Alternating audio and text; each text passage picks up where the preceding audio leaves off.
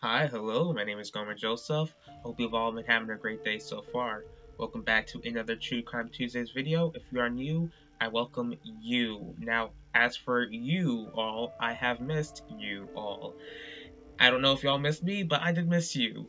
Now, of course, like if you've seen my previous videos, I have talked about how I am in nursing school, which is kind of keep me from being more consistent with my videos, but I am still trying to be as consistent as I can be. And I do plan, of course, on being more consistent. But instead of me rambling, I did want to actually upload a video last week, but I had other things other than school pretty much put on my plate. Now, since I did not have a true crime video for you all last week, I decided to gift you all with this book trailer last week. If you haven't seen it, the book trailer was of the second book in my Never As It Seems book series, Sins of the Mothers. In case you haven't read the first book in this series, Never As It Seems, it is available on Amazon, but since you all are watching this video, you get the chance to actually read Never As It Seems for free. Either you can read it on Kindle Unlimited for free or another way, and I'll drop the link in the description box and you can take a look at it if you're interested. Today I'll be discussing the mysterious death of Kendrick Johnson. For as long as I've known about this case, it's always been something which confused and bothered me. As I researched this case, it really made my head pound. Now, I encourage you all to do your own research with this case and not just look at my video for all the information. Here we go. Kendrick Johnson was born on October 10th, 1995 in Valdosta, Georgia, to parents Kenneth Sr. and Jacqueline Johnson.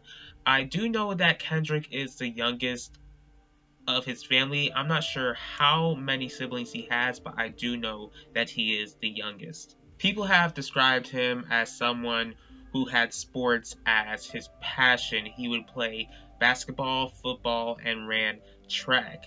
Now, he was also described as having a bright smile, someone who was humble, sweet, quiet, talented, and had dreams of playing professional football. On January 10th, 2013, Kendrick was a 17-year-old student of Lowndes High School. I believe that's how you Lowndes or Lowndes, but he was a student of that high school and he was preparing for a basketball game that day, yet something strange occurred. Kendrick didn't show up to his weightlifting class that day. Now, I never knew that there were weightlifting classes until I looked into this case, but let me not ramble. But what's worse is that he never showed up home that night, which understandably worried his parents, especially when Kendrick was known to call whenever he was late. Kendrick's mother, Jackie, drove to the school and couldn't find her son, which led her to calling the police. The next day, January 11th, a group of students at Kendrick's school walked into the gym. One of them noticed a pair of socks inside of a rolled up wrestling mat. Looking in further, they found out that it was a person, and unfortunately, this person was Kendrick.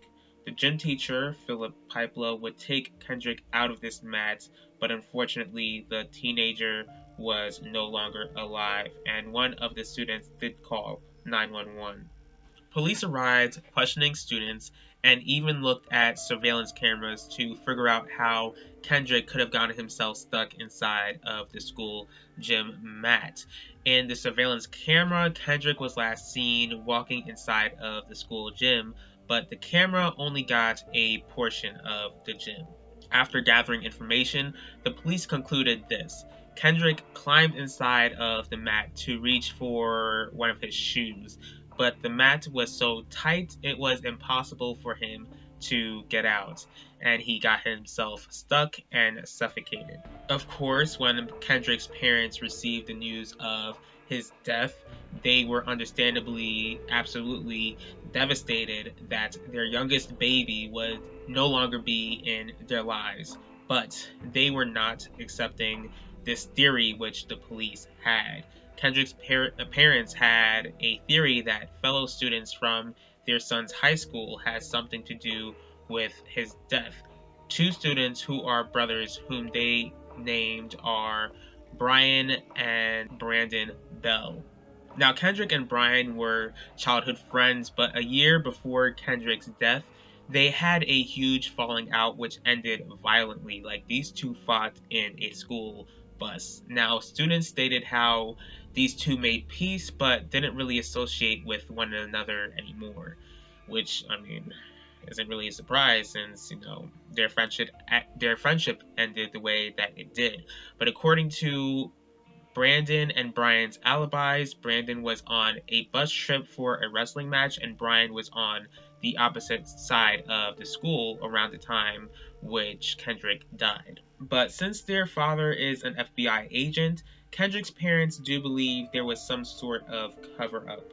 Now, the Bell house was raided by police, but they found no evidence which tied them to Kendrick's death. Eventually, the Johnson family was able to obtain a second autopsy for Kendrick. This time it showed that Kendrick's death was no accident. According to this second autopsy, Kendrick was pretty much hit by some karate move, and what blew my mind and what will always blow my mind was that his organs had been missing and replaced with newspaper by the funeral home. But the funeral home claimed that the body was given to them like that. Despite the findings of the second autopsy, the Georgia Bureau of Investigation stated that the first autopsy was more credible, leading the Johnsons' request of reopening the investigation to be denied.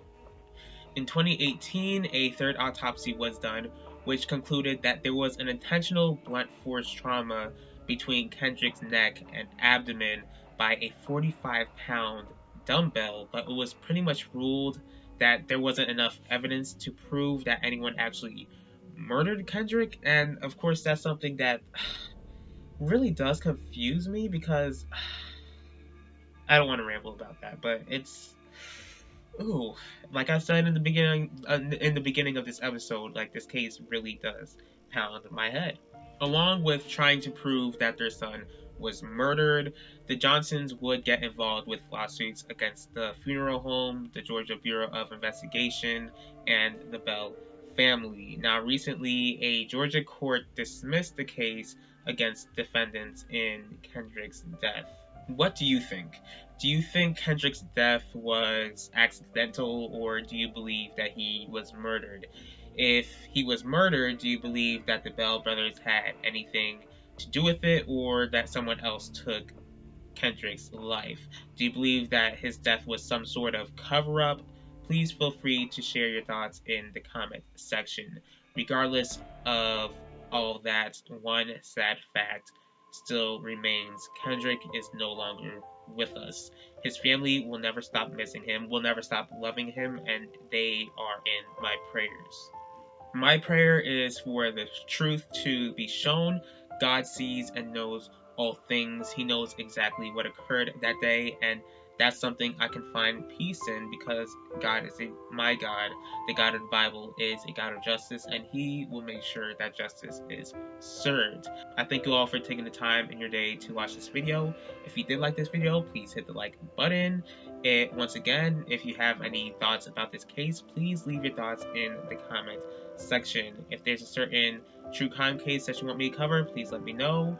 If you'd like to actually see more videos from me, please hit the subscribe button and click the bell to be notified about the next video. I'll see y'all for the next True Crime Tuesdays. I'll talk to y'all later.